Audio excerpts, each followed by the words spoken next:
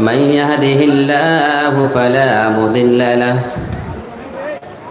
ومن يضلله فلا هادي له وأشهد أن لا إله إلا الله وحده لا شريك له وأشهد أن محمدًا عبده ورسوله يا أيها الذين آمنوا اتقوا الله حق تقاته ولا تموتن إلا وأنتم مسلمون يا أيها الناس اتقوا ربكم الذي خلقكم من نفس واحدة وخلق منها زوجها وبث منهما رجالا كثيرا ونساء واتقوا الله الذي تساءلون به والأرحام إن الله كان عليكم رقيبا يا أيها الذين آمنوا اتقوا الله وقولوا قولا سديدا يصلح لكم أعمالكم ويغفر لكم ذنوبكم ومن يطع الله ورسوله فقد فاز فوزا عظيما أما بعد فإن خير الحديث كتاب الله وخير الهدي هدي محمد صلى الله عليه وسلم وشر الأمور محدثاتها وكل محدثة بدعة وكل بدعة ضلالة وكل ضلالة في النار أعوذ بالله من الشيطان الرجيم بسم الله الرحمن الرحيم إن الذين كفروا وماتوا وهم كفار فلن يقبل من أحدهم ملء الأرض ذهبا ولو افتدى به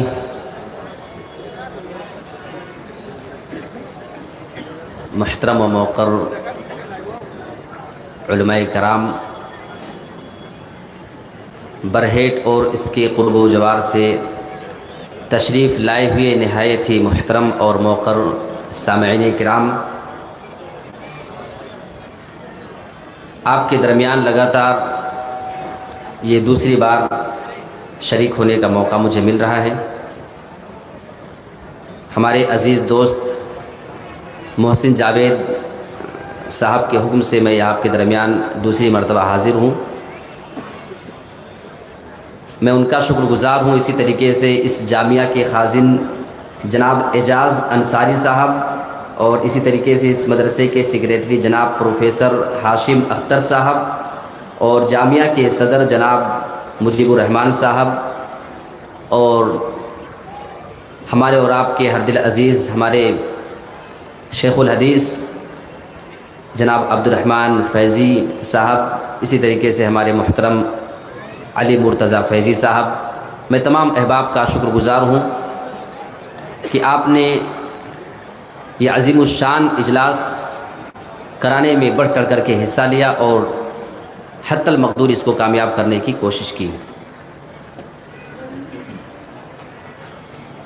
کل کی رات آپ حضرات نے مختلف علماء کی زبان سے مختلف عنوان پر آپ نے تقریروں کو سنا۔ آج کی یہ دوسری رات ہے اور آخری رات ہے۔ آپ کے سامنے میں انتہائی اہم موضوع کے اوپر بات کرنا چاہتا ہوں، جو ہم مسلمانوں کے لیے واقعی قابل غور مسئلہ ہے، اور ہمارے جو ذمہ دار حضرات ہیں واقعی خوش نصیب ہیں آپ لوگ کی بہت کم ایسی جگہوں پہ میں نے دیکھا ہے کہ اتنے بڑے بڑے جو ذمہ دار آپ کے ہیں، چیئرمین صاحب یہاں کے، اسی طریقے سے بڑے بڑے عہدے اور پوسٹ پہ ہوتے ہوئے، یہ بات میں واقعی بڑی ذمہ داری کے ساتھ بول رہا ہوں جس طریقے سے ان کے اندر دینداری کا جذبہ ہے اور مدرسے کو لے کر کے اور قوم و ملت کو لے کر کے جو تڑپ ان کے اندر ہے، یہ قابل تعریف ہے۔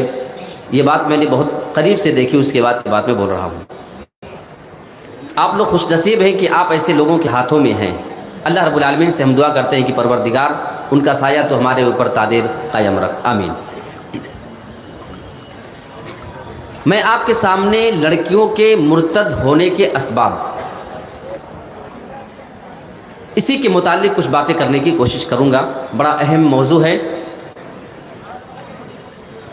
ابھی کچھ دنوں پہلے کی بات ہے، کچھ مہینے ہوئے، مہاراشٹرا کے اندر بہت ساری مسلمان لڑکیوں نے عدالت میں ایک یاچکا دائر کیا تھا۔ باقاعدہ عدالت میں لکھت دیا ان لڑکیوں نے، مسلم تھیں وہ، کہ ہم فلاں بنت فلاں، یعنی اپنا نام لکھا، اپنے باپ کا نام لکھا، اور مہاراشٹرا کے جس علاقے میں جس ایریے میں رہنے والی ہیں مکمل ایڈریس اس کا دیا، گلی نمبر، مکان نمبر، فل ایڈریس کے ساتھ۔ یاچکا کیا تھی؟ یہ ہم مسلمانوں کے گال پہ ایک تماچا ہے، ہماری نوجوان لڑکیاں کہاں جا رہی ہیں۔ یاچکا یہ دائر کی گئی، عدالت سے گزارش کی گئی کہ ہم فلاں بن فلاں غیر مسلم لڑکے سے محبت کرتی ہیں اور ہم ان سے شادی کرنا چاہتی ہیں، لیکن ہمارا کاسٹ الگ ہے، ہمارا دھرم الگ ہے، ہم مسلم ہیں، وہ غیر مسلم ہیں، ہمارے گھر والے نہیں چاہتے کہ یہ شادی ہو، لہٰذا اس معاملے میں ہم عدالت سے مدد چاہتے ہیں اور ہم یہ چاہتی ہیں کہ عدالت ہماری مدد کرے، ہماری شادی کرنے میں ہمارا تعاون کیا جائے۔ تقریباً 100 سے زیادہ لڑکیوں نے باقاعدہ یاچکا دائر کیا تھا۔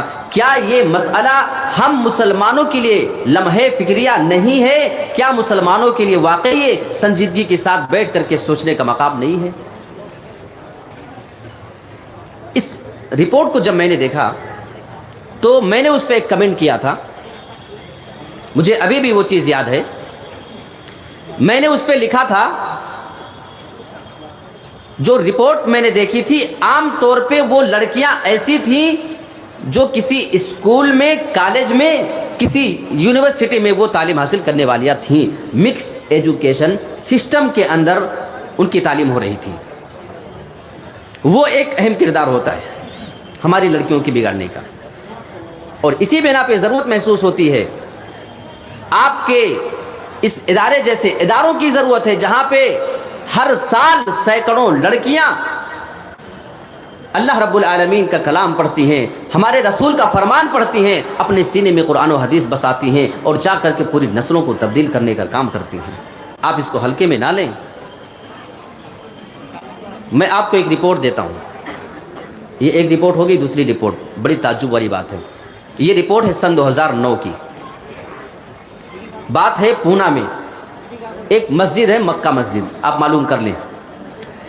وہاں مکہ مسجد میں ایک معاملہ پیش آتا ہے، وہاں کے امام صاحب نے سن 2009 میں ایک سروے کروایا، چند نوجوانوں کو بھیج کر سروے کروایا، رپورٹنگ کی گئی۔ رپورٹ اس بات کے لیے کہ کیا مسلمان لڑکیاں بھی غیر مسلم لڑکوں کے ساتھ اٹھتی بیٹھتی ہیں، کیا ان کے ساتھ پارکوں میں، بیچ پہ اور سمندروں کے آس پاس وہ گھومتی ہیں یا نہیں گھومتی ہیں، اسی بات کی ان کو رپورٹنگ کرنی تھی۔ یہ سروے صرف 15 دن کا تھا۔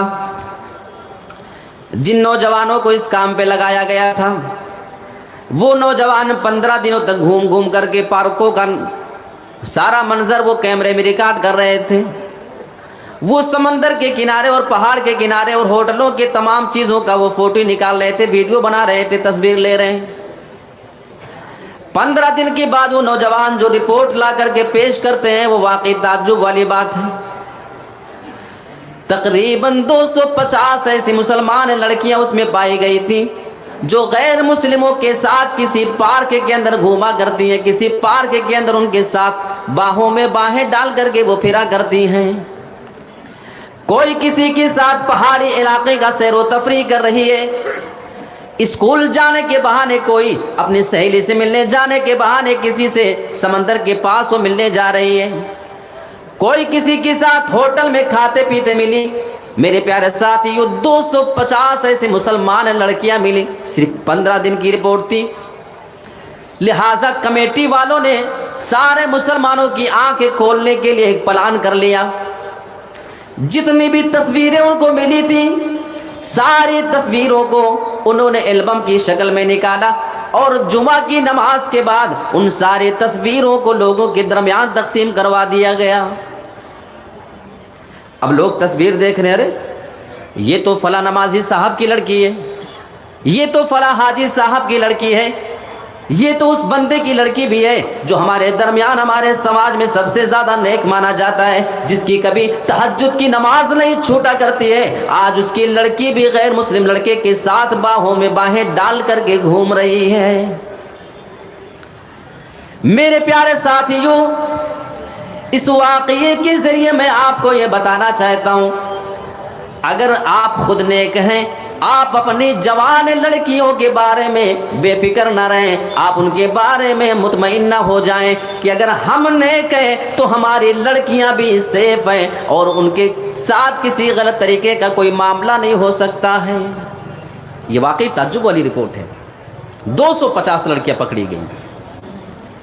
اچھا، اس میں جو معاملات کچھ ہوتے ہیں نا، مسلمانوں کی لاپرواہی ہے۔ آپ دیکھیں گے کبھی کبھی ایک واقعہ ہمارے علاقے میں پیش آیا، ایک مسلم گھرانہ ہے،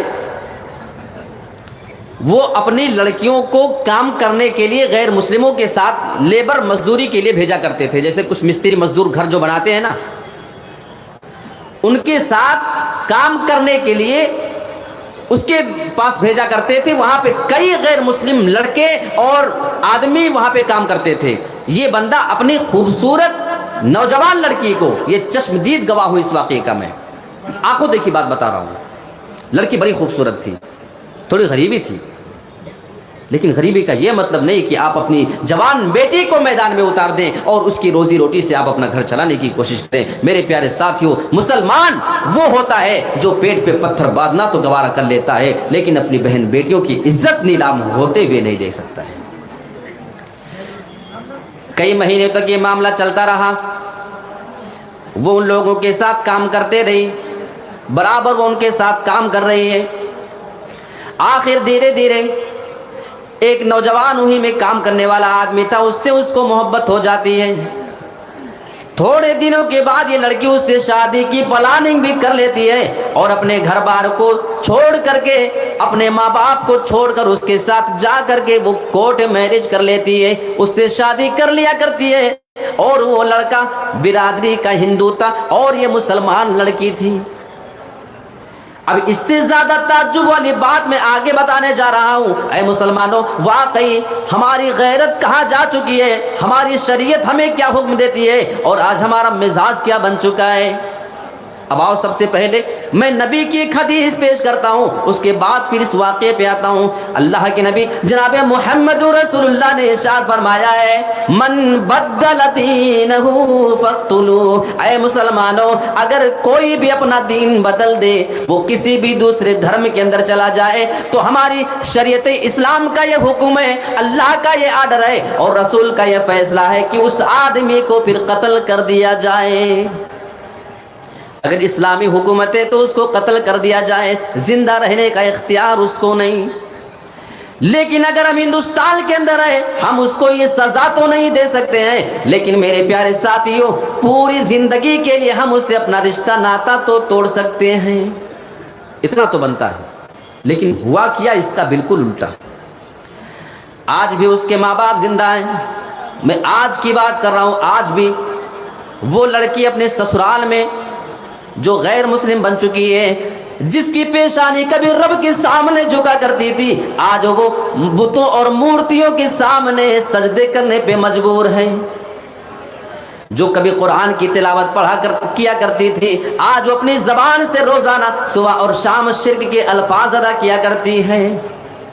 لیکن اس کے بے غیرت ماں باپ کی کہانی میں آپ کو بتاتا ہوں جو سب سے زیادہ تعجب میں ڈالنے والی بات ہے، آج بھی اس کا وہ باپ اپنی اس غیر مسلم ہو جانے والی لڑکی کے گھر پہ آتا ہے، اس کے تیوہار پہ جاتا ہے، شادی بیاہوں میں جاتا ہے، اور اس کے لیے تحفے تحائی بھی لے کر کے وہ برابر پہنچا کرتا ہے۔ اب اس سے زیادہ گری ہوئی بات ایک مسلمان کے لیے کچھ نہیں ہو سکتی ہے کہ اس کی وہ لڑکی اسلام سے پھر چکی ہے، لیکن آج بھی وہ بندہ اس کے گھر پہ آتا جاتا ہے۔ شاید اسے حدیثیں نہیں معلوم، شاید اسے کبھی اس ایسی مبارک محفلوں میں بیٹھ کر کے قرآن حدیث سننے کا کبھی موقع نہیں ہاتھ لگا ہوگا۔ جمعہ کے خطبے بھی ایسے لوگ کہاں سنتے ہیں، یہ افسوس کی بات ہے۔ آئیے ایک اور حدیث میں آپ کو سنا دوں۔ اللہ کے نبی صلی اللہ علیہ وسلم نے اسی سے ریلیٹڈ ایک حدیث ہے، بڑی پیاری حدیث ہے۔ اللہ کے نبی نے حضرت ابو موسیٰ اشعری رضی اللہ تعالیٰ عنہ کو یمن کے ایک صوبے کا گورنر بنا کر کے بھیجا، اور ان کے بعد حضرت معاذ رضی اللہ تعالیٰ عنہ کو وہیں پہ دوسری جگہ کا ایک گورنر بنا کر کے ان کو بھیجا۔ ابو موسیٰ اشعری پہلے جا چکے ہیں، حضرت معاذ بعد میں بنا کر کے بھیجے جا رہے ہیں۔ حضرت معاذ نے سوچا کہ لاؤ چلتے چلتے راستے میں ابو موسیٰ اشعری سے ملاقات کرتے چلتا ہوں، میں وہ بھی اسی عہدے پہ ہیں، میں بھی اسی عہدے پہ ہوں، ذرا ملاقات کر لیا جائے۔ حضرت معاذ ملاقات کے لیے حضرت ابو موسیٰ اشعری کے پاس پہنچتے ہیں۔ ابو موسیٰ اشعری نے ان کے لیے آرام کرنے کی جگہ متعین کر دیا تھا، ان کے لیے بستر اور گدے بچھونے کا انتظام کر دیا تھا، تکیہ لگا کر کے رکھا تھا۔ حضرت معاذ دور کا سفر کر کے آ رہے تھے، اور ان کے چہرے سے یہ اثر بھی دکھائی دے رہا تھا، ان کے کپڑے سے نظر آ رہا تھا۔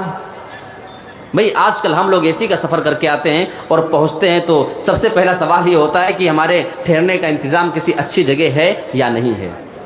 وہ تو بیچارے اونٹ کا اور گھوڑے کا سفر کر کے دھوپ میں اور گرد و غبار میں سفر کر کے آنے والے لوگ ہوا کرتے تھے، ان کے بھی انتظام کا، ان کے آرام کا مکمل انتظام کیا گیا تھا۔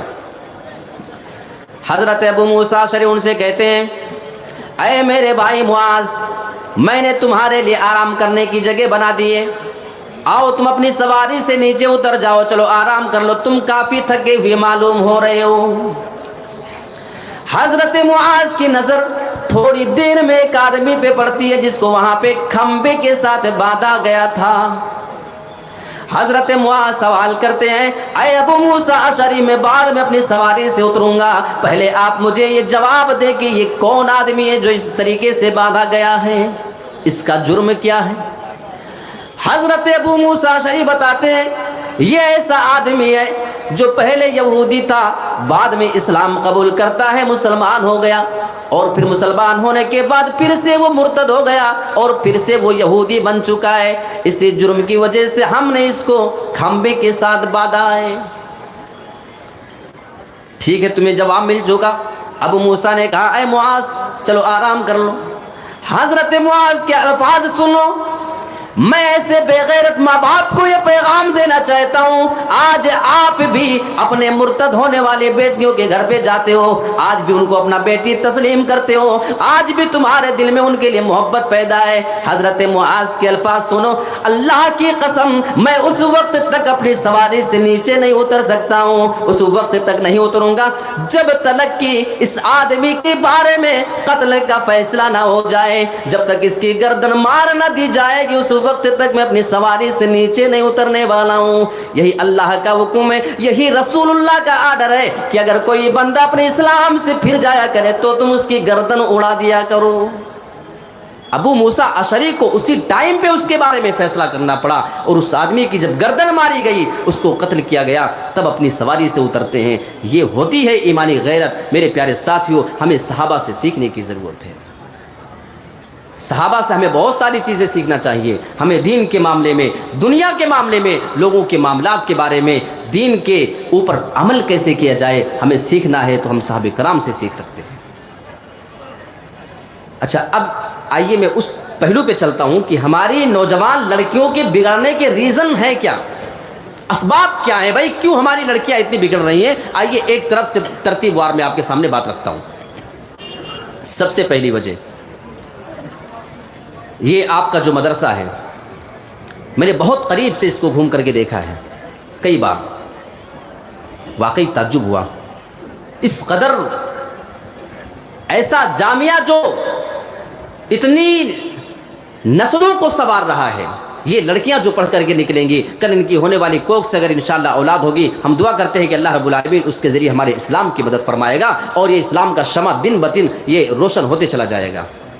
میرے پیارے ساتھیوں، اسلامی تعلیم سے دوری، آج بہت سارے ایسے لوگ آپ کو ملیں گے اپنی لڑکی کو مدرسے میں پڑھانا گوارا نہیں کرتے ہیں، سائڈ سے ایک دو کلاس پڑھائے، اس کے بعد اسکول کا راستہ دکھا دیا، ایسے روٹ پہ لگا دیا گیا جو سیدھے ڈائریکٹ ان کو کالج اور یونیورسٹی تک لے کر کے جانے والے ہیں۔ انہیں نئی ضرورت محسوس ہوتی ہے اپنی بچی کو دین کی تعلیم دینے کی۔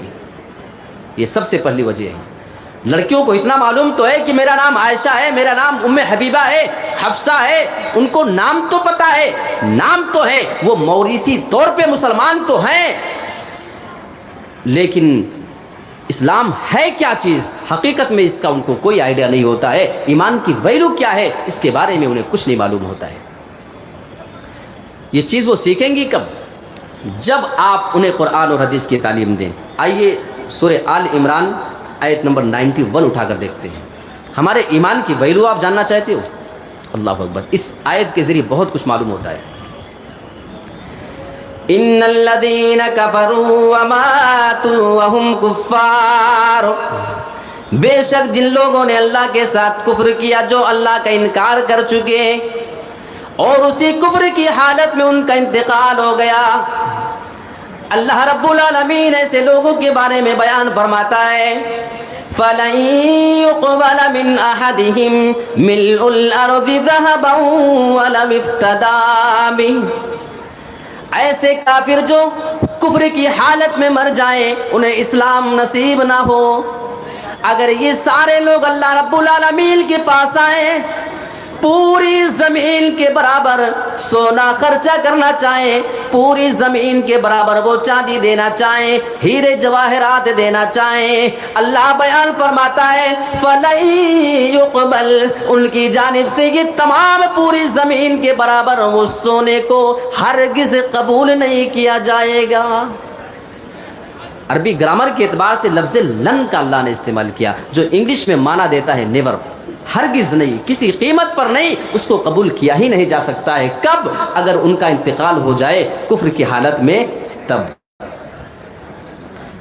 اب یہاں اس قرآن کی آیت سے ہمیں سیکھنے کو یہ ملتا ہے، اگر کوئی آپ سے سوال کر لے کہ تمہارا ایمان کتنا مضبوط ہے، تمہارے ایمان کی ویلیو کیا ہے، تمہارا ایمان کتنا قیمتی ہے، اے میری نوجوان نسل کی عورتوں، لڑکیوں، غور سے سنو، آپ ان کو جواب دے دینا ہمارا ایمان پوری دنیا کے سونے چاندی سے بھی زیادہ قیمتی ہے، پوری دنیا کے ہیرے جواہرات سے بھی زیادہ قیمتی چیز اللہ رب العالمین نے ہمیں دیا ہے۔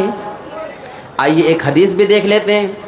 کل قیامت کے دن اللہ رب العالمین ایک بندے کو لائے گا اور اللہ رب العالمین اس سے فرمائے گا اے میرے بندے یہ بتا، اگر تیرے پاس پوری زمین کے برابر سونا ہو جائے اور ان تمام سونوں کو اللہ کے راستے میں خرچہ کر کے اگر تجھے اپنے آپ کو جہنم سے بچانا ہو تو کیا تو وہ تمام اللہ کے راستے میں سونے خرچہ کرے گا یا نہیں؟ کہے گا میرے رب اگر میرے پاس پوری زمین کے برابر بھی سونا آ جائے، پوری زمین کے برابر میرے پاس سونا ہو جائے اور اگر میں اس کو خرچہ کر کے اپنے آپ کو جہنم سے بچا سکتا ہوں تو اے میرے رب میں ضرور خرچہ کرنا چاہوں گا، میں اپنے آپ کو اس جہنم سے ضرور بچانا چاہوں گا۔ جہنم کیا چیز ہے؟ اللہ اکبر۔ ابھی شیخ نور الدین ساحل کی زبانی آپ نے وہ منظر سنا ہے، میں اس چیز کی طرف تو نہیں جانا چاہتا ہوں، لیکن ہاں ایک حدیث آپ کے سامنے میں ضرور رکھنا چاہوں گا۔ اچھا یہ بتاؤ کسی نے آج تک قبر میں مردے کو جو عذاب ہوتا ہے اس کی آواز کسی نے سنی ہے؟ کوئی بھی نہیں سنا ہے۔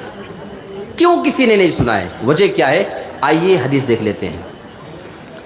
اللہ کے نبی جناب محمد رسول اللہ ارشاد فرماتے ہیں لولا اللہ تدافنوا لدعوت اللہ ان یسمعکم من عذاب القبر، اے لوگوں اگر مجھے یہ ڈر نہیں ہوتا کہ تم اپنے مردوں کو قبروں کے اندر دفنانا بند کر دو گے، تم اپنے مردوں کو آج کے بعد سے کبھی قبر کے اندر دفن نہیں کرو گے، لدعوت اللہ ان یسمعکم من عذاب القبر، میں اللہ رب العالمین سے دعا کر دیتا، میں اللہ سے دعا کر دیتا کہ اللہ رب العالمین پھر تمہیں قبر کے عذاب کو سنا دے۔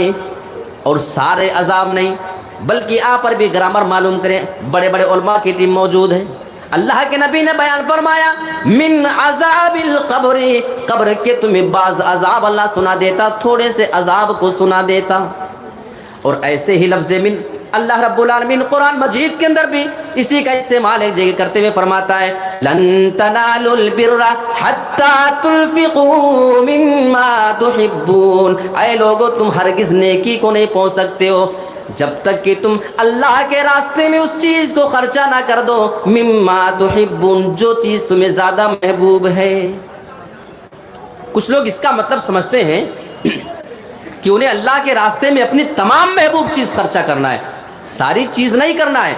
من لفظ من کا مطلب ہے محبوب اور پسندیدہ چیزوں میں سے بعض چیز اگر خرچہ کر دو گے تو تم نیکی کو پا سکتے ہو۔ میرے پیارے ساتھیو، جیسے قرآن میں من تبعیض کے لیے ہے، بعض چیز کو بتانے کے لیے، ایسے اس حدیث کے اندر بھی نبی نے اسی لفظ کا استعمال کیا ہے۔ اچھا کیا سنا دے اللہ؟ قبر کے تھوڑے سے عذاب اگر سنا دے تو کیا نہیں کرو گے؟ لا تدافنوا، تم کبھی بھی اپنے مردے کو قبر میں دفناؤ گے ہی نہیں۔ یہ صرف سننے کی بات ہو رہی میرے بھائی، دیکھنا بہت دور کی بات ہے۔ اچھا یہ بتاؤ، کسی کو سزا مل رہی ہو، ایک ہوتا ہے ہم اس کی آواز کو سنیں وہ چیخ رہا ہے، اور ایک ہوتا ہے ہم اس کو سزا ہوتے ہوئے سامنے سے دیکھیں۔ آپ سے میں جواب چاہوں گا، زیادہ بھیانک آپ کو کون سی چیز نظر آئے گی؟ سنی ہوئی آواز یا وہ منظر جو آپ دیکھ رہے ہیں؟ بتاؤ، یہاں پیچھے کسی کو، دیوار کے پیچھے کسی کو مارا جا رہا ہو، وہ چیخ رہا ہو، ہمارے سامنے صرف آواز آئے، اور ایک بندے کو ہمارے سامنے ہی وہ سزا دی جا رہی ہے، ہم اس کو دیکھ رہے ہیں، کون سی زیادہ خطرناک ہے بولو؟ سنی ہوئی یا دیکھی ہوئی؟ دیکھی ہوئی۔ اللہ کے نبی نے دیکھنے کا تذکرہ ہی نہیں کیا ہے۔ قبر کے عذاب کو دیکھنا تو بہت دور کی بات ہے، اس کے بارے میں تو تصور ہی مت کرنا۔ اگر سن لو لا تدافنوا، تم کبھی بھی اپنے مردے کو دفن نہیں کرو گے۔ میرے پیارے ساتھیو، ہاں میں کہنا چاہ رہا ہوں کہ جو لوگ اسلام سے مرتد ہو کر کفر کی حالت میں مرتے ہیں، انہیں قبر کے عذاب کو بھی جھیلنا پڑتا ہے، لہٰذا ضرورت اپنے ایمان کو پہچاننے کی ہے، اس کی ویلو کو جاننے کی ہے۔ تو سب سے پہلی وجہ ہو گئی۔ دوسرے نمبر پہ جو چیز میں رکھ رہا ہوں کافی امپورٹنٹ ہے، وہ مخلوط تعلیم، مکس ایجوکیشن سسٹم ہے۔ یہ کیا ہوتا ہے؟ آج ہماری لڑکیاں ہیں، وہ لڑکوں کے ساتھ ایک کلاس روم میں بیٹھ کر کے علم حاصل کر رہی ہیں کہ نہیں کر رہی ہیں؟ ایک کلاس روم تو چھوڑیں صاحب، ایک ہی بینچ پر، ایک ہی ٹیبل پر ہماری مسلمان لڑکی غیر مسلم لڑکے کے ساتھ بھی بیٹھ کر کے علم حاصل کر رہی ہے۔ یقین نہ ہو تو جا کر بڑے بڑے شہروں کا معائنہ کر لیں، یا کچھ لوگ اگر پڑھے ہوں وہاں سے تو آپ ان سے حالات معلوم کر سکتے ہیں۔ کون سی شریعت ہمیں اس کی اجازت دیتی ہے؟ آپ کہیں گے کیوں ہماری لڑکیاں ترقی نہ کریں؟ بھائی ہم کب ترقی کے مخالف ہیں؟ آپ انتظام کیوں نہیں کرتے ہیں؟ آپ انتظام کریں، گرلس کالج کھولیں، شوق سے پڑھائیں، لڑکیوں کو ضرورت ہے۔ جب ہم کسی ڈپارٹ میں جاتے ہیں تو ہمیں ضرورت محسوس ہوتی ہے کہ ہماری مسلمان لڑکی بھی کوئی ڈاکٹر ہونا چاہیے۔ جب ہمیں اپنے گھر میں کوئی کیس ملتا ہے ہر معاملے میں ضرورت ہے، لیکن شرط یہ ہے کہ اصول کے تحت ہونا چاہیے۔ اچھا ایک نقصان میں آپ کو بتاؤں، یہ مکس ایجوکیشن سسٹم جو ہوتا ہے، یہ مخلوط تعلیمی نظام کا نقصان کیا ہوتا ہے بتاؤں آپ کو؟ جب ہماری کوئی مسلم لڑکی برابر ریگولر غیر مسلموں کے کلچر میں، ان کے سماج میں، ان کی سوسائٹی میں رہتی ہے، صبح دوپہر شام اسی میں ہوتا ان کا، تو انسان جس ماحول میں رہتا ہے دھیرے دھیرے اس کا عادی ہو جاتا ہے۔ وہ ان کے عید پر، ان کے بقرعید پہ ان کو مبارکبادی دیتے ہیں، وہ ان کے یہاں کھانے آتے ہیں، وہ ان کے عید کی سویاں کھاتی ہیں، تو وہ ان کے دیوالی کا پرساد کھایا کرتے ہیں، اس کی مٹھائی کھایا کرتے ہیں۔ یہ ان کو عید مبارک بولتے ہیں تو وہ ان کو ہیپی دیوالی بولا کرتی ہیں، ہے نا؟ یہ سب چل رہا ہے۔ ان کے جتنے بھی شرکیہ تیوہار ہیں تمام پہ بدھائی دینا، یہ ہم مسلمان لڑکیوں، ہمارے مسلمان لڑکیوں کی یہ پہچان بن چکی ہے، کیونکہ رہتے رہتے انسان اسی کلچر کا عادی ہو جاتا ہے، اور جب انسان بہت دنوں تک اس میں گھل مل جاتا ہے نا، تو یہ بات مجھے آپ کہنے دیجئے کہ وہ اسلام کو اور غیر اسلام کو ایک ہی خانے میں لا کر کے ڈال دیا کرتی ہے، وہ اسی نظر سے اسلام کو بھی دیکھتی ہے، اسی نظر سے وہ غیر اسلام کو، دوسرے دھرم کو بھی دیکھنے کی کوشش کیا کرتی ہے۔ اور اس کا نقصان ایک چیز میں آپ کو ایک واقعہ دے کر کے آپ کے سامنے رکھ کر کے بتا رہا ہوں۔ یہ واقعہ گجرات کا ہے، وہاں پہ ایک جگہ واپی ہے، وہاں پہ ایک لڑکی تھی، وہ کسی اسکول کالج میں پڑھتی تھی۔ ایک لڑکا ایک بار اس کے گھر پہ آیا، اسی کا ہم عمر لڑکا ہے، اور اس کی ماں کے پاس آیا اور پوچھتا ہے کہ آنٹی آپ کی بچی کہاں ہے، آپ کی لڑکی سے ہمیں ملاقات کرنی ہے۔ تو ماں مکمل نمازی ہے، میں جانتا ہوں، اس کے باپ کو جانتا ہوں، میں اس کی ماں کو جانتا ہوں، میں گواہ ہوں اس معاملے میں، بڑے نیک ہیں۔ باپ کی آپ شرعی اس کا حلیہ دیکھیں گے تو آپ کہیں گے کتنا بڑا متقی ہوگا، اور واقعی ہے، وہ نمازی ہے، پابند ہے، روزے کا پابند ہے وہ بندہ، ماں بھی ویسے ہی ہے۔ لیکن غلطی کہاں ہو رہی ہے؟ وہ لڑکا آ کر کے جب سوال کر رہا ہے کہ آپ کی بیٹی سے ہمیں ملاقات کرنا ہے، میں آپ کی بچی کے اسکول کا اسٹوڈنٹ ہوں، اس کے ساتھ میں پڑھتا ہوں، اس کا کلاس میٹ ہوں، وہاں پہ اس ماں کو اعتراض ہونا چاہیے تھا، تم ہمارے بچے کے اسکول اور کالج میں پڑھا کرتے ہو، شاید تمہارے کچھ معاملات ہوتے ہوں گے، کوئی تمہاری ضرورت پڑ سکتی ہے، اس کو اسکول میں تم پورا کر سکتے ہو۔ تمہاری مجال کیسے ہوئی کہ تم ایک مسلمان گھرانے میں اس کی ماں کے سامنے آ کر کے اس کی بیٹی سے پوچھ رہے ہو کہ تمہاری بیٹی کہاں ہے؟ تمہاری مجال کیسے ہوئی؟ سوال اس ماں کو یہ کرنا چاہیے تھا، لیکن اللہ کی قسم اس عورت نے ایسا کوئی سوال نہیں کیا، بلکہ بڑی آسانی کے ساتھ اس بیٹے کو بتا دیتی ہے، اس نوجوان لڑکے کو جو اسی کی عمر کا ہے، اس کو بتاتی ہے کہ بیٹے ہماری بیٹی اندر کے بیڈ روم میں موجود ہے۔ وہ لوگ ہال میں بیٹھے ہوئے تھے، اور وہ نوجوان لڑکا اس لڑکی کے پاس جاتا ہے، تھوڑی دیر کے بعد جو اس کو ضرورت تھی وہاں سے وہ پھر واپس ہو کر کے نکل جاتا ہے۔ میرے پیارے ساتھیو، آج ہماری غیرت کو کیا ہو گیا ہے؟ آج ہم اپنی نوجوان بہن بیٹیوں کے بیڈ روم میں بھی ایک اجنبی کو بھیجتے ہوئے ذرہ برابر ہچکچاہٹ محسوس نہیں کر پا رہے ہیں۔ اور ہماری نوجوان لڑکیاں اگر کسی کے پاس بیٹھیں گی تو ان سے بات چیت بھی تو ہوگی، واٹس ایپ نمبر ہوگا، میسنجر پہ بات ہوتی ہے، ٹیلی گرام ہے، انسٹاگرام ہے، بہت سارے آج کل ایسے پلیٹ فارم ہیں جہاں سے ان کے بگڑنے کا چانس ہے۔ اس بات کو آپ مانیں یا نہ مانیں۔ اچھا آپ یہ بتائیں، آپ کی مسلم لڑکی جب کہیں جاتی ہوگی تو اپنے آس پاس اٹھنے والے غیر مسلم لڑکے سے یا مسلم لڑکے سے کس انداز میں بات کرتی ہوگی؟ اتنا تو پتہ ہی ہوگا، کس طریقے سے نرم و نازک لہجے میں بات کی جاتی ہے۔ کیا یہ کوئی بتانے کی بات ہے آپ کو؟ یہ تو آپ کو اچھے سے آئیڈیا ہے۔ ہماری شریعت اس کے بارے میں کیا کہتی ہے؟ آئیے ذرا دلیل دیکھ لیتے ہیں، ساری باتوں کا توڑ میں دلیل سے کر رہا ہوں۔ اللہ رب العالمین نے قرآن مجید کے اندر نبی کی بیویوں کو مخاطب کیا ہے، بڑی بہترین آیت ہے۔ یا نساء النبی لستن کاحد من النساء ان اتقیتن فلا تخضعن بالقول فیطمع الذی فی قلبہ مرض۔ اے نبی کی بیویوں، تم عام عورتوں کی طرح نہیں ہو، تمہارا مقام تو ان سے بہت ہی زیادہ اونچا، تم ان سے بہت الگ مقام و مرتبہ رکھتی ہو۔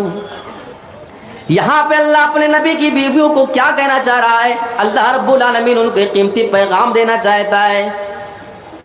ان اتقیتن، اے میرے نبی کی بیویوں، اگر تمہارے اندر اللہ کا ڈر ہے، اگر تمہارے اندر اللہ کا خوف ہے، اگر تم اللہ سے ڈرنے والی ہو تو کیا کرنا چاہیے اور کیا نہیں کرنا چاہیے؟ فلا تخضعن بالقول، تو تم اپنی آواز کے اندر کبھی بھی لچک پیدا نہیں کرنا، اپنی آواز میں تم کبھی نرمی پیدا نہیں کرنا۔ کیا ہو سکتا ہے؟ آگے اللہ اس کا نقصان بتا رہا ہے۔ فَيَطْمَعَ الَّذِي فِي قَلْبِهِ مَرَضٌ، اگر تم نرم انداز میں کسی سے بھی باتیں کرو گی، کسی سے اپنے اس انداز میں بات کرو گی، سامنے والا بندہ اگر تمہارے بارے میں ایسی باتوں کو سنے گا، اگر وہ دل کا بیمار آدمی ہے، اس کے دل میں کوئی کھوٹ بھی تو پیدا ہو سکتی ہے، ہو سکتا ہے وہ تمہارے بارے میں کوئی غلط خیال بھی پال سکتا ہے۔ اب میں آپ سے سیدھا سیدھا سوال کر لیتا ہوں، اللہ رب العالمین یہ آرڈر کن کو کر رہا ہے؟ اللہ یہاں پہ نبی کی بیویوں کو حکم فرما رہا ہے۔ اب دوسرا سوال آپ سے میں کرتا ہوں، نبی کی بیویوں کو کن کے سامنے زیادہ باتیں کرنا پڑتی تھی؟ آپ کا جواب ہوگا کہ نبی کے صحابہ سے وہ باتیں کیا کرتی تھی، نبی کے صحابہ کے سامنے ان کو زیادہ بولنا پڑتا تھا۔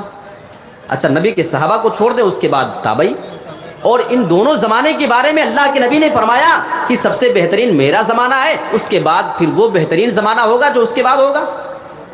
یہ بہترین زمانے کی بات چل رہی ہے، اور وہ صحابہ ان کے دل میں بھی کوئی کھوٹ پیدا ہو سکتا ہے اگر وہ نبی کی بیویوں کی نرم و نازک اور لچیلے دار آواز کو ان کے سن لے۔ اچھا، یہ صحابہ کیا ہیں؟ ان کے بارے میں بس قرآن کی ایک آیت ہے، فَإِنْ آمَنُوا بِمِثْلِ مَا آمَنْتُمْ بِهِ فَقَدِ اهْتَدَوْا۔ اے میرے نبی کے صحابہ، تم جس طریقے سے ایمان لے کر کے آئے ہو، اگر یہ دوسرے لوگ بھی اسی طریقے سے ایمان لے آئے فَقَدِ اهْتَدَوْا، تو اللہ رب العالمین اس کی گارنٹی لیتا ہے اگر یہ سارے لوگ تمہاری طریقے سے ایمان لے آئے تو اللہ رب العالمین فرما رہا ہے فَقَدِ اهْتَدَوْا، تو یہ سارے کے سارے لوگ بھی ہدایت یاب ہو جائیں گے، یہ سارے کے سارے لوگ بھی سیدھے راستے پہ آ جائیں گے، ہدایت ان کو مل جائے گی۔ یہاں پہ اللہ تعالیٰ نے نبی کے صحابہ کے ایمان کو معیار قرار دیا ہے، کسوٹی قرار دیا ہے، اللہ رب العالمین نے اس کو پیمانہ قرار دے دیا ہے۔ میرے پیارے ساتھیوں، یہ نبی کے صحابہ کا ایمان ہے۔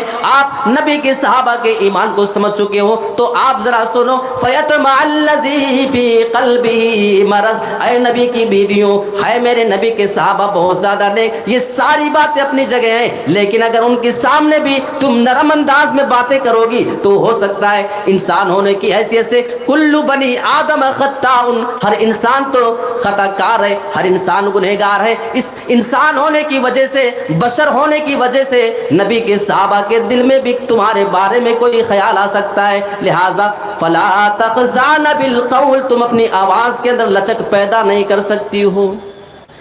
اگر نبی کی بیویوں کو اجازت نہیں صحابہ کے سامنے ویسی بات کرے تو ہماری یہ نوجوان لڑکیاں 15 18 20 سال کی اور ان کے ہاسٹل میں رہنے والے، ان کے بینچ پر بیٹھنے والے لڑکوں سے excuse me, help me please, کیا آپ میری مدد کر سکتے ہیں؟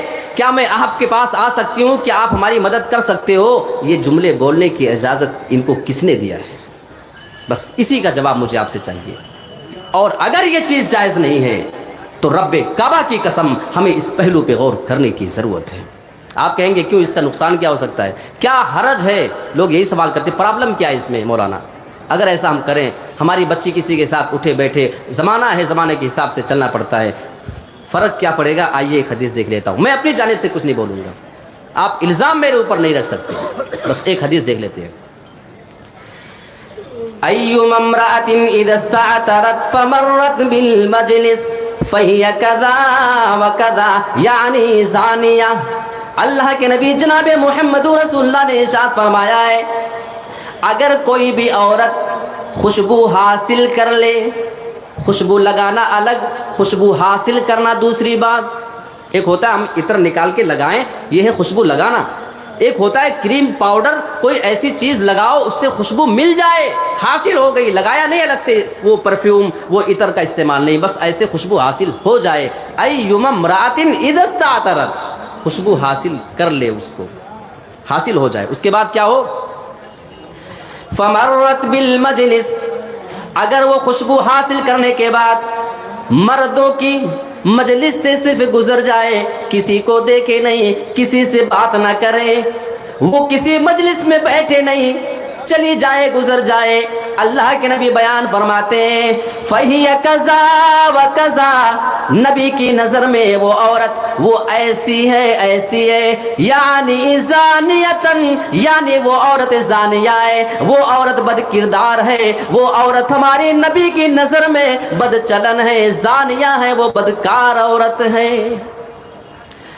اگر خوشبو حاصل کرنے کے بعد نکلنے والی عورت نبی کی نظر میں یہ مقام رکھتی ہے تو میرے پیارے ساتھیوں اب آپ کو جواب مل چکا ہوگا۔ اگر ہماری 15 20 22 سال کی بچی کسی دوسرے کے پاس بیٹھ کر کے ایک ٹیبل پہ اگر وہ علم حاصل کرے، جس کے دین کا کوئی پتہ نہیں، وہ بندہ کیسا ہے، وہ کردار میں کیسا ہے، پھر آپ ہمیں ایمانداری کے ساتھ بتانا آپ کی بیٹی کا اس سے بات کرنا کیسا ہے، آپ کی بیٹی کا اس کے بغل میں بیٹھنا کیسا ہے۔ قرآن کی ایک آیت مجھے یاد آتی ہے، ابلیس نے اپنے وعدے کو پورا کیا ہے۔ ہاں مجھے کہنے دیجیے آپ، فرق صرف اتنی بات کا ہے کہ ابلیس نے اپنے وعدے کو سچا کر کے دکھایا ہے۔ آئیے سورۃ الحجر اٹھا کر دیکھ لیتے ہیں، 5 آیتیں ہیں۔ ابلیس نے اللہ سے مہلت مانگی تھی، قال رب فانظرنی الی یوم یبعثون، ابلیس نے کہا اے میرے رب تو مجھے مہلت دے دے، الی یوم یبعثون، تو مجھے قیامت تک کے لیے مہلت دے دے۔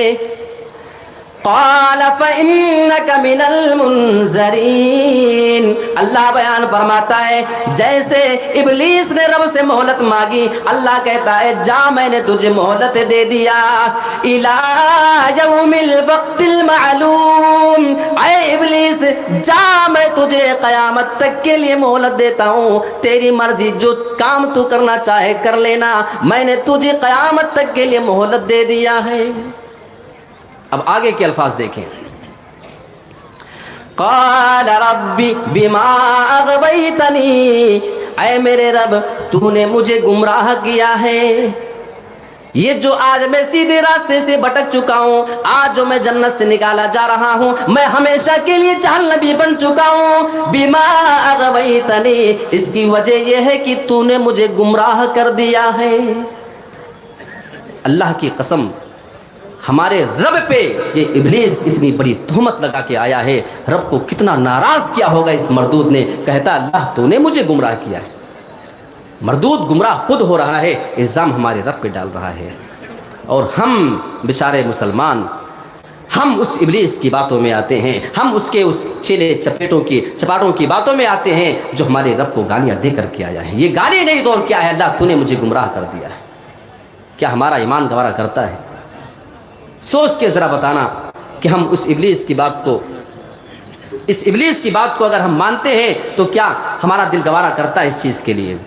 اس نے کہا کیا تھا وہ چیز دیکھ لیتے ہیں، لَأُزَيِّنَنَّ لَهُمْ فِي الْأَرْضِ، اے میرے رب جب میں زمین کے اندر جاؤں گا میں تیرے بندوں کے لیے گناہوں کو مزین کر دوں گا، میں تیرے بندوں کے لیے گناہوں کو بنا سوار کر کے پیش کر دوں گا۔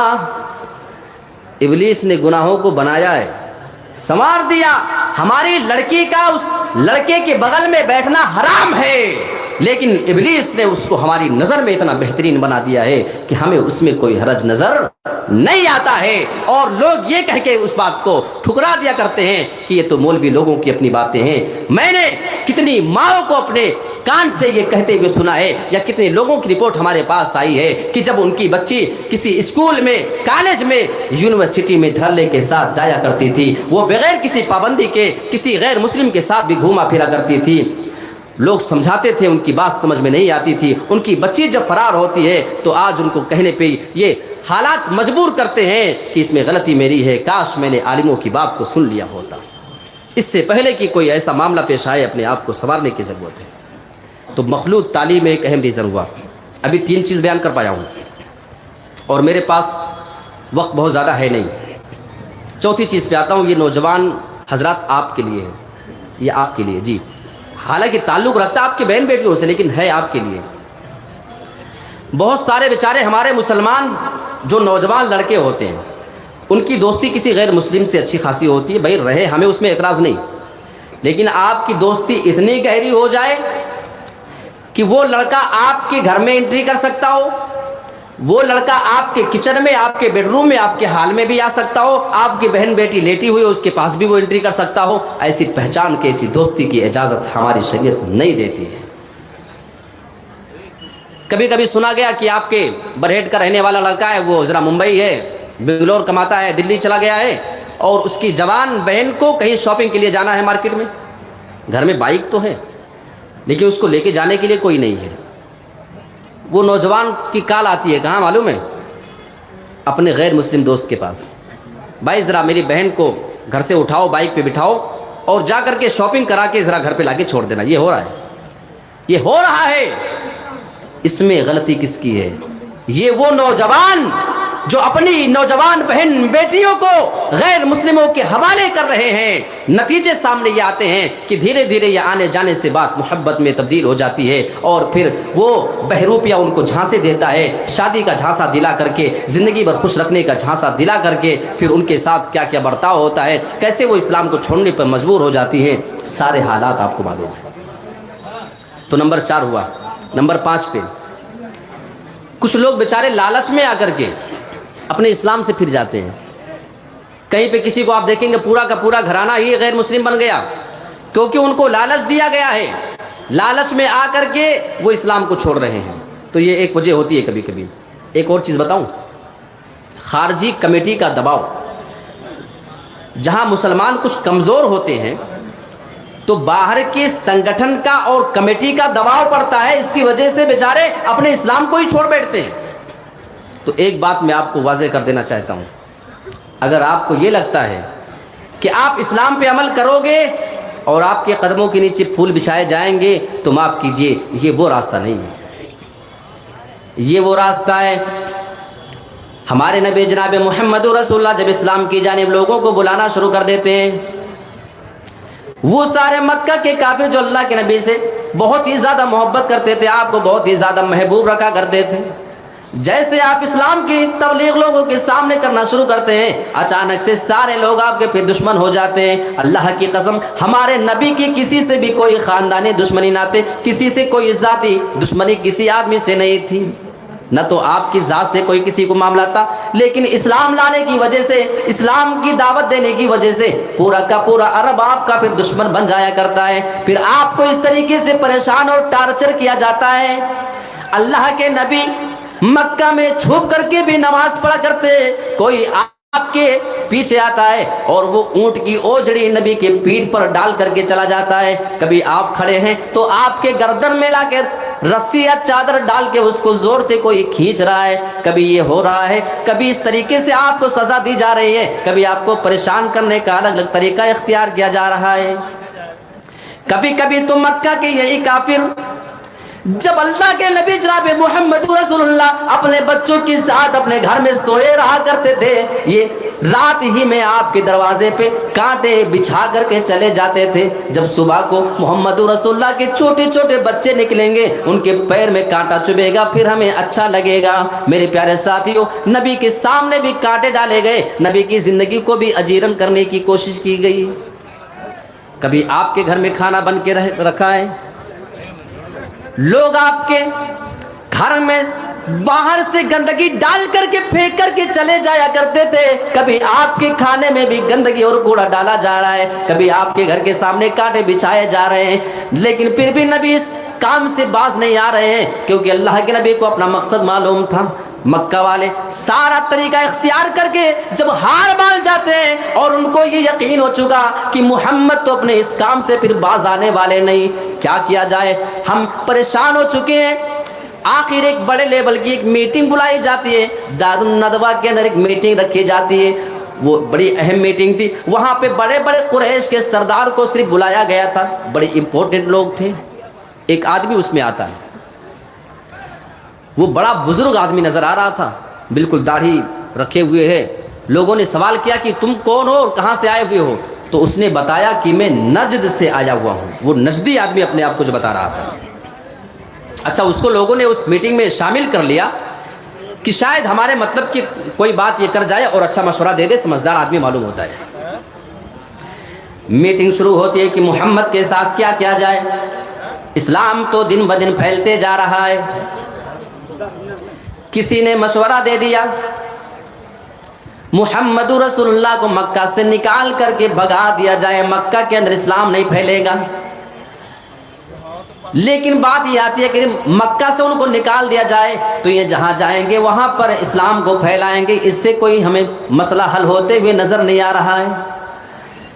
دوسرے آدمی نے مشورہ دیا کہ محمد کو قید کر دیا جائے، جیل میں ڈال دیا جائے. پھر بات آتی ہے کہ محمد کے جانثار صحابہ اپنی جان پہ کھیل کر ان کو بچا کر کے نکال کر لے جائیں گے، یہ مشورہ بھی ٹھیک نہیں. آخر میں ابو جہل کھڑا ہوتا ہے، کہنے لگا میرا مشورہ یہ، میں یہ مشورہ دینا چاہتا ہوں کہ آج کی رات قریش کے ہر مکہ میں جتنے بھی قبیلے ہیں، ہر قبیلے سے ایک ایک نوجوان اٹھے، اپنے ہاتھ میں تلوار لے، اور جب آج کی رات محمد اپنے بستر پر سو رہے ہوں تو ایک ساتھ سبھی مل کر کے ان کے اوپر حملہ کر دے، آج کی رات ان کو قتل کر دیا جائے. محمد کے خاندان والے کس کس سے بدلہ لینے جائیں گے؟ جیسے یہ مشورہ آتا ہے وہ نجدی بوڑھا کھڑا ہوتا ہے جو اپنے آپ کو بتا رہا تھا کہ میں نجد سے آیا ہوں، وہ کھڑا ہوتا ہے، اس کے الفاظ سنو، القول ما قال الرجل، بات تو اسی نوجوان کی ہمیں مناسب معلوم ہوتی ہے، بہت ہی اچھا مشورہ یہ ہے. اور بعد میں علماء نے تحقیق کر کے بتایا کہ یہ بندہ آنے والا ابلیس تھا، یعنی ابلیس کی رائے اور ابو جہل کی رائے نبی کے بارے میں موافقت کر گئی، ان دونوں کی رائے مل گئی. اس کا بھی ارادہ تھا کہ نبی کو قتل کر دیا جائے، یہ بھی چاہتا تھا کہ نبی کو قتل کر دیا جائے. میرے پیارے ساتھیوں، اسلام پہ چلنے کی وجہ سے ہمارے نبی کی جان کے بھی لالے پڑے ہیں، کبھی پیروں کے نیچے پھول نہیں بچھائے گئے ہیں. اچھا، ہماری لڑکیوں کے جو نوجوان لڑکیاں ہیں، ان کے گمراہ ہونے کی اور اسلام سے پھرنے کی اور مرتد ہونے کی ایک اور اہم وجہ آپ کو بتاتے چلوں میں. آج کل یہ سیریل دیکھنے کی عادی ہے، فلمی ڈرامے دیکھنے کی ان کو عادت ہے. ہر لڑکی کا ایک ایک اپنا رول ماڈل ہے، ان کا ہر کوئی ایکٹریس ان کا رول ماڈل ہوا کرتی ہے، کوئی ان کا نمونہ ہے، تو کوئی کسی کا کچھ ہے، کوئی کسی کا کچھ ہے، ہر کسی نے ایک ایک کو اپنا رول ماڈل بنا کے رکھا ہوا ہے. کبھی کبھی فلمی ڈراموں میں یا کبھی کبھی سیریل میں یہ منظر بھی دکھایا جاتا ہے کہ ایک مسلمان لڑکی ہے، وہ غیر مسلم لڑکے سے محبت کر رہی ہے، لیکن دونوں کا دھرم الگ ہے، اس بنا پہ ان کی شادی ہم نہیں ہونے دیں گے. یہ دکھایا جاتا ہے فلموں میں، یہ دکھایا جاتا ہے سیریل میں، یہ دکھایا جاتا ہے ڈراموں کے اندر. ہماری وہ مسلمان نوجوان لڑکی جب وہ اسٹوری دیکھتی ہے، ڈرامہ دیکھتی ہے، وہاں پہ یہ دکھایا جا رہا ہے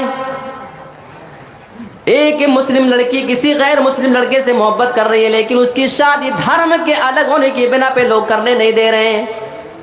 لیکن وہ اسٹوری اس طریقے سے کریٹ کی جاتی ہے، اس کو ایسا بنا کر کے دکھایا جاتا ہے کہ یہ لڑکی اس کو دیکھ رہی ہے، ایک دو گھنٹے اس کو دیکھنے کے بعد پھر اس کی آنکھوں سے بھی آنسو آ رہے ہیں. دل اس کا کہہ رہا ہے کہ اس لڑکی کی شادی اسی لڑکے سے ہو جانی چاہیے جس سے یہ پھر محبت کرتی ہے. یعنی وہ دل کے اندر یہ اقرار کر چکی ہے کہ میرے پیارے ساتھیوں، دھرم بیچ میں پھر کسی کی محبت میں روڑا نہیں ڈالنا چاہیے. دھرم الگ ہونے کی وجہ سے کسی کو اس کی محبت نہ ملے، یہ انصاف کی بات نہیں، یہ اندر سے بول رہی ہے. اب اگر اس لڑکی کے دل میں یہ ہے اور کل آگے آنے والے دن میں اگر اس لڑکی کے ساتھ کوئی معاملہ آ جائے اور کوئی بہروپیہ غیر مسلم اس کو بہکانے میں کامیاب ہو جائے تو آپ بتاؤ اسلام سے پھرنے میں اور اس کے ساتھ جانے میں اس کو کتنے منٹ لگیں گے؟ یہ فیصلہ خود آپ کر سکتے ہو. میرے پیارے ساتھیوں، ہماری نوجوان لڑکیوں کے مرتد ہونے کے، اسلام سے ہٹ کر دوسرے دھرم میں جانے کے بہت سارے اور بھی اسباب ہیں. شیخ وقت ہے؟ ہو گیا؟ اچھا، ایک اور اہم چیز بتاؤں آپ کو. ہماری نوجوان جو لڑکیاں مرتد ہو رہی ہیں اس کی ایک اہم وجہ شادی میں تاخیر. اور میں بڑی ذمہ داری کے ساتھ اس بات کو آپ کے سامنے کہہ رہا ہوں، کہیں نہ کہیں اس کے ذمہ دار ہم ہیں. جتنے بھی ذمہ دار ہیں سب اس بات کو اعتراف کر لیں. آج ہم نے شادیوں کو مشکل بنایا ہے.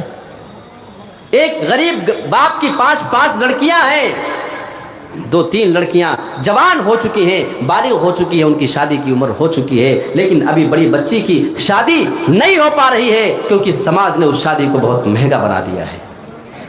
بسا اوقات دیکھا گیا ہے کچھ لڑکیاں، اللہ کی قسم، اور میں اس واقعے کا بالکل گواہ ہوں، میں گارنٹی لیتا ہوں، ایک کیس یہ پیش آتا ہے، اب میں اشارہ بھی نہیں کر سکتا ہوں، بات کچھ ایسی ہے اور کچھ ایسی جگہ کی ہے۔ ایک جگہ ایک گھر میں ایک سے زائد کئی لڑکیاں تھیں، اس کی بڑی بہن کی شادی ابھی باقی تھی ہونا، گھر والے مجبور ہیں، غریب ہیں، اپنی اس بیٹی کا رشتہ بھی طے نہیں کر پا رہے ہیں اور اس کی شادی بھی نہیں دلا پا رہے تھے۔ یہ جو چھوٹی لڑکی ہے آلریڈی یہ بالغ ہے، یہ خود شادی کی عمر کو ہو چکی ہے، اس کی عمر پہنچ چکی ہے، لیکن ابھی اس کی بڑی کی نہیں ہوئی۔ اللہ کی قسم، ابھی چند مہینے پہلے کی رپورٹ میں آپ کے سامنے پیش کر رہا ہوں، وہ لڑکی ایک غیر مسلم لڑکے کے ساتھ بھاگ جاتی ہے اور اس کے ساتھ جا کر کے شادی کر لیتی ہے، اور اس کی جو پیشانی کبھی رب کے سامنے جھکا کرتی تھی آج وہ بتوں کے سامنے جھکا کرتی ہے۔ ہاں، میں کہنا چاہتا ہوں وہ لڑکی کبھی قرآن کی تلاوت کیا کرتی تھی، آج اس کی زبان سے غیر وہ شرک کے الفاظ ادا ہو رہے ہیں۔ میرے پیارے ساتھیوں، وہ صوم و صلات کی پابند تھی، وہ قرآن کی تلاوت کرنے والی تھی، کون سی چیز ہے جس نے اس لڑکی کو اس راستے پہ جانے پہ مجبور کر دیا؟ لڑکی کے کسی رشتہ دار نے کال کیا اس کی ماں کو، یہ کیا سن رہا ہوں، تمہاری بیٹی نے یہ کیا کر لیا؟ تو میں بڑی ذمہ داری کے ساتھ یہ بات کہنا چاہتا ہوں، اس ماں کا جو جواب تھا، اے مسلمانوں، یہ آپ کی غیرت کو للکارنے کے لیے کافی ہے۔ اس ماں کا جواب تھا، تم لوگوں کے پاس پیسے تھے، ہم غریب لوگ تھے، بچیوں کی شادی ہم نہیں کر سکتے تھے، کم سے کم تھوڑے سے کچھ مدد کر کے ہماری بچی کی اگر تم نے شادی کرا دیا ہوتا تو آج مجھے اپنی بیٹی کو اس طریقے سے اسلام بدلتے ہوئے دیکھنے کا یہ برا دن دیکھنے کو نہیں ملتا۔ میرے پیارے ساتھیوں، کیا اس کے ذمہ دار ہم ہیں یا نہیں ہیں؟ اگر ہیں تو اس معاملے میں ہم غور کریں۔ آؤ ہم اپنی نوجوان لڑکیوں کے واسطے آج آپ سے یہ وعدہ لینا چاہتے ہیں، آپ چاہتے ہو کہ آج کے بعد سے کوئی مسلمان لڑکی اپنے اسلام کو نہ پھیرے، اپنے اسلام سے وہ کبھی پھرے نہ، وہ اس کی جو پیشانی رب کے سامنے جھکا کرتی ہے۔ مسلمانوں، کیسے آپ کو اچھا لگے گا؟ کل سے وہ غیر اللہ کے سامنے جھکیں گے اور وہ پھر جو جنت آتی ہو وہ یہ عمل کرنے کے بعد وہ جہنمیوں والے عمل کر رہی ہے۔ کیا اس کے ذمہ دار ہم ہیں یا نہیں ہیں؟ آؤ یہ وعدہ کرتے ہیں ہم شادیوں کو اتنا آسان بنا دیں، کسی بچی کی 4-4 5-5 بیٹیاں ہو جائیں، اللہ کی قسم اسے فخر ہو کہ ہمارے کچھ ایسے داماد نوجوان ہیں جو تیار ہیں، جو بغیر کسی خرچے کے شادی کرنے کے لیے تیار ہیں۔ اور یہ بات اگر میں بول رہا ہوں تو اللہ کا شکر ہے میں نے یہ عمل کر کے دکھایا ہے۔ آپ ہمارے علاقے میں معلوم کر سکتے ہیں، شادی بیاہ کریں، دل میں لالچ نہ پالیں، کسی کے چند ٹکے دینے سے نہ تو آپ کی زندگی گزرے گی، نہ آپ کی زندگی میں وہ کوئی بڑا رول ادا کر سکتا ہے۔ رزق دینے والا اللہ ہے، اللہ پہ بھروسہ کریں۔ نوجوانوں، میں آپ سے وعدہ لینا چاہ رہا ہوں اور میں ہاتھ اٹھوا رہا ہوں، جتنے غیر شادی شدہ لوگ ہیں آپ ہاتھ اٹھائیں، کیا آپ ان غریب بچیوں کی شادی میں آپ ان کی مدد کریں گے؟ مدد ایسے کریں کہ آپ جہیز نہ لیں۔ بولو، ہاتھ اٹھائیں سب انشاءاللہ۔ دیکھیں، ہاتھ اٹھائیے آپ لوگ ذمہ داری کے ساتھ۔ اور آج کے اس برہیٹ کے اجلاس سے آج اس کو آپ تاریخ رقم کر دیں کہ یہاں سے کوئی بھی نوجوان جب آئندہ شادی کرے گا انشاءاللہ وہ جہیز نہیں لے گا۔ بات صرف جہیز کی نہیں ہے، بات ہماری نوجوان لڑکیوں کے مرتد ہونے کی ہے۔ کتنے بہروپیے پالے جاتے ہیں، باقاعدہ سنگٹھن ہے، کمیٹی ہے، ان کو پالا جاتا ہے اس بات کے لیے کسی مسلم لڑکی کو پھسلاؤ، اپنے محبت کے جھانسے میں لاؤ، فری میں شادی کرو، ہم تمہیں مکان بنا کر دیں گے، ہم تمہاری سیکورٹی کا انتظام کریں گے، ہم تمہارے لیے پیسے کا انتظام کریں گے۔ اور ہماری یہ بھولی بھالی نوجوان لڑکیاں ان بہروپیوں کے چکر میں جا رہی ہیں۔ یہ ان کی محبت نہیں ہے، یہ ان کی ہوس ہے، یہ ان کی ضرورت ہے جو ان کو کہیں اور سے ملنے والا ہے۔ میرے پیارے ساتھیوں، ضرورت اس بات کی ہے کہ ہم اپنے جوان لڑکیوں کو مرتد ہونے سے اگر بچا سکتے ہیں تو ایک طریقہ یہ بھی ہے۔ آئیے اللہ رب العالمین سے دعا کرتے ہیں کہ پروردگار ہمیں جو بھی طریقہ اختیار ہم کر سکتے ہیں اپنی نوجوان لڑکیوں کو مرتد ہونے سے بچانے کے لیے، اللہ تعالی ہم تمام لوگوں کو وہ عمل کرنے کی توفیق عطا فرمائے، آمین۔ وآخر دعوانا ان الحمد للہ رب العالمین، والسلام علیکم ورحمۃ اللہ وبرکاتہ۔